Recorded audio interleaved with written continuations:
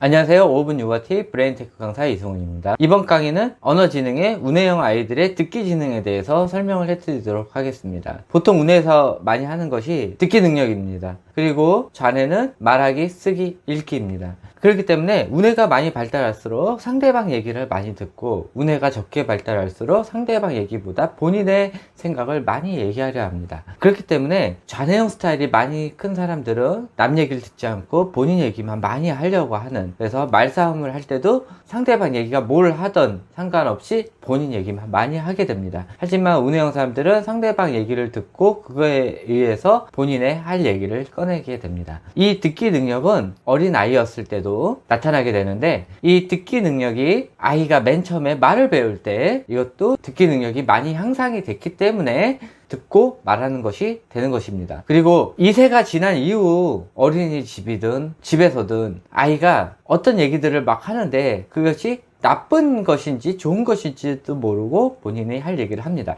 이런 현상이 무엇이냐면은, 아이가 어떠한 감정에 의해서 그거를 표현을 하려고 하는데 그 표현하는 감정에 대한 말을 잘 모르게 됩니다. 그래서 그것을 어디서 배우냐면은 어린이집이나 또 집에서 부모들이 하는 얘기를 듣고 그거를 그대로 따라하게 됩니다. 예를 들어서 무엇인가 화가 나는 이런 상황이 있을 때 부모 중 누구 한 명이 A씨라는 말을 했습니다. 그러면은 아이는 저럴 때는 A씨라는 말을 해야 되는구나 하고 배우는 것입니다. 어린이집에서도 본인하고 똑같은 감정을 가지고 있는 아이가 나쁜 말을 했을 때 그 아이도 역시 집에서 듣고 온 것입니다. 그것을 표현을 했을 때 아이는 이 아이는 이랬을 때 이런 말을 하는구나, 그러면서 이것을 듣고 그대로 배우고 집에 와서 그것을 그대로 표출하게 되는 것입니다. 이럴 때는 아이를 혼내는 게 아니라 아이에게 그것이 잘못됐다는 걸 인식을 시켜주고 그것의 올바른 표현법을 말해주는 것이 좋습니다. 하지만은 집에서 그런 표현을 자주 썼을 때는 아이는 그것이 헷갈리게 됩니다. 왜 엄마 아빠는 쓰고 왜 나는 못 쓰게 하지? 이런 생각을 하게 합니다. 그러니까는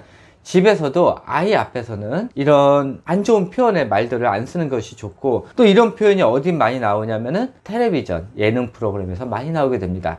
그래서 이 예능 프로그램은 아이들, 특히 유아한테 안 보여주시는 것이 좋고, 휴대폰 사용도 6세 이전에는 안 해주시는 것을 제가 더 추천을 드립니다. 휴대폰 사용은 아이의 뇌를 많이 망가뜨릴 수 있고 집중력을 저하시킬 수 있고 여러 가지 안 좋은 효과를 줄 수가 있습니다. 그러므로 유아들한테는 휴대폰을 아예 보여주지 않는 것이 굉장히 좋습니다. 이런 듣기 능력은 무엇이 좋으냐면은, 아이들이 영어 회화나 또는 어떤 것에 대한 모창이든 또 듣기로 인한 말하기 기능이니까는 노래든 이런 것들을 할 때 아이들이 듣고 그대로 따라하는 이런 현상이 보일 수가 있습니다. 성인이 돼서도 우뇌형 사람들은 듣기로 인한 말하기가 좋기 때문에 회화 위주로 영어 공부를 하는 것이 좋고, 좌뇌형 사람들 같은 경우는 암기력이 좋고 읽기 쓰기 능력이 좋기 때문에 문법 위주로 공부를 하다가 최종으로 회화 단계로 가는 것이 좋습니다. 하지만 좌뇌형 사람들도 우뇌가 많이 활성화되어 있으면은 회화 위주로 했다가 나중에 문법과 독해 위주로 나가는 것을 더 추천드립니다. 우뇌형 아이들은 듣기 능력이 좋기 때문에 듣기로 인한 이런 교육법이 좋고, 어렸을 때 영어 학습을 할 때도 스크린보다는 오디오를 통한 이런 교육법이 더 좋습니다. 이것으로 강의 마치고요. 궁금하신 점은 댓글 부탁드립니다. 주위에 우뇌형 아이들이 있으면 제 강의 소개 부탁드립니다. 제 강의가 좋았다면 구독과 좋아요 부탁드립니다. 감사합니다.